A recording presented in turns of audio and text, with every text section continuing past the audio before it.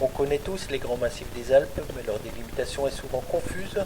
Des sites comme geolalpes.com ou homoalpinus.com donnent des pistes pour la division des massifs, mais montrent également que les frontières ne sont pas vraiment définies et qu'il existe de multiples représentations qui s'avèrent parfois conflictuelles.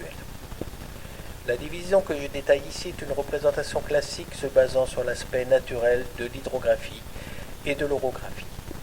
Je vais me servir d'une carte géoréférencée des grands massifs alpins servant d'ébauche, de la courbe des niveaux 1500 mètres pour une délimitation précise des contours, des rivières et des cols.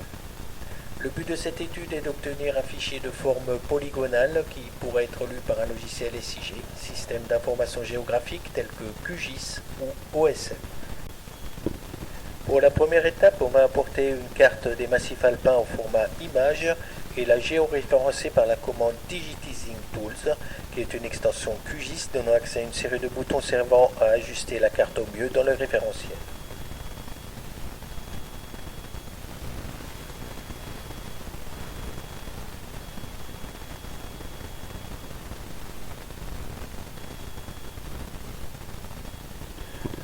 On va se servir des boutons de rotation,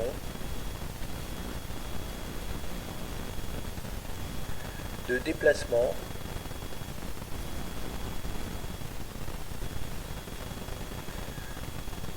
d'ajustement par 2 points,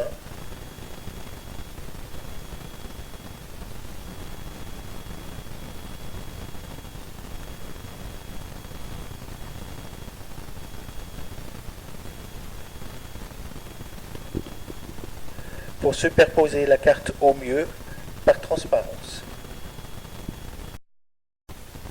Certains massifs sont assez évidents à délimiter, par exemple la Vanoise située entre l'Arc et l'Isère. On va se servir des élévations pour affiner la séparation entre la Vanoise et l'Auzière. La séparation se fait au niveau d'un petit cours d'eau. On va activer l'élévation 1500 mètres qui va faire apparaître les vallées. En activant les cols,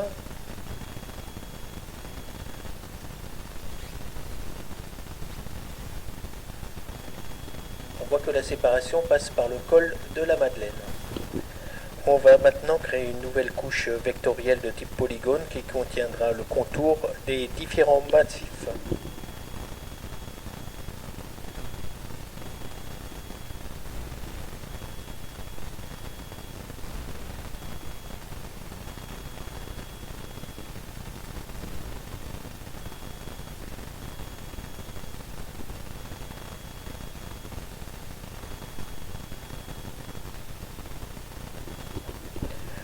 On va ajouter un nouveau champ qui contiendra le nom des massifs.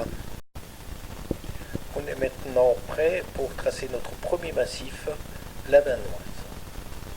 On se place en mode édition, on ajoute une nouvelle entité et on commence le tracé.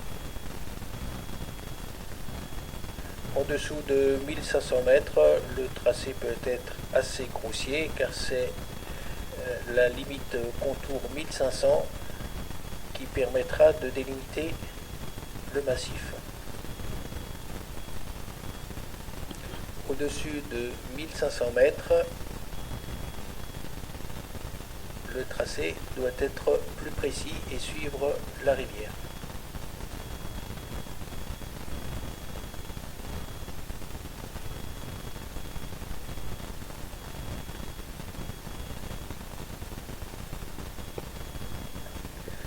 Voilà, pour rejoindre l'Isère, on va agrandir le tracé.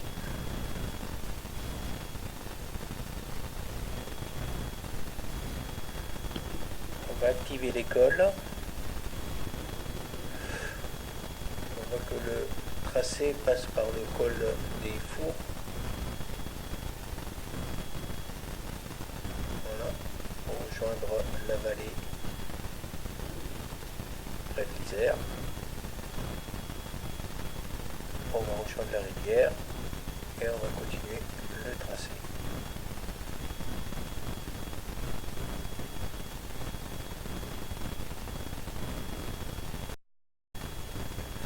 passe par le col de la Madeleine et on rejoint le vallon d'en face.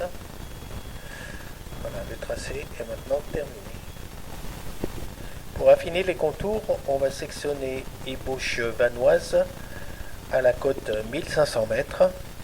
Pour cela, on va créer le fichier raster 1500 avec la calculatrice raster. En entrée, on prend DEM Alpes du Nord, qui est le fichier d'élévation terrain des Alpes, et on ne va retenir que les valeurs supérieures à 1500 mètres. Le fichier de sortie s'appellera raster 1500. On obtient ainsi un raster à deux classes 0 et 1.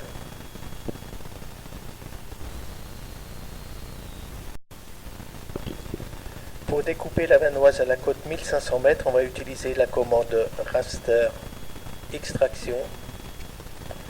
Découper un raster selon une couche. La couche source, ce sera le raster 1500 mètres. Et la couche de masquage, ce sera l'ébauche massif.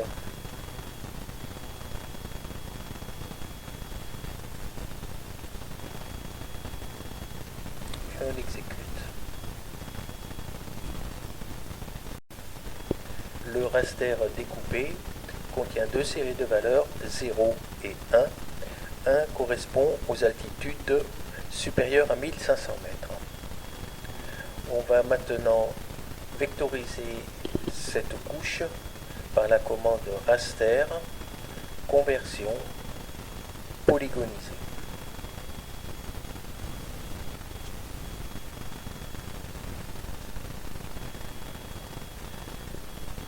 Puis la filtrer pour ne retenir que les valeurs dn supérieures à 0, qui sont les valeurs d'élévation 1500 mètres.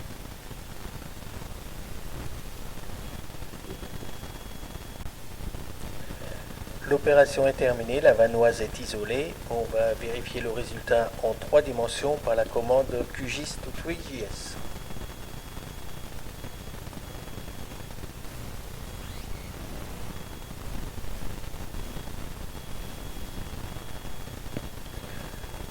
La séparation entre l'osière et la vanoise est bien marquée et passe par le col de la Madeleine.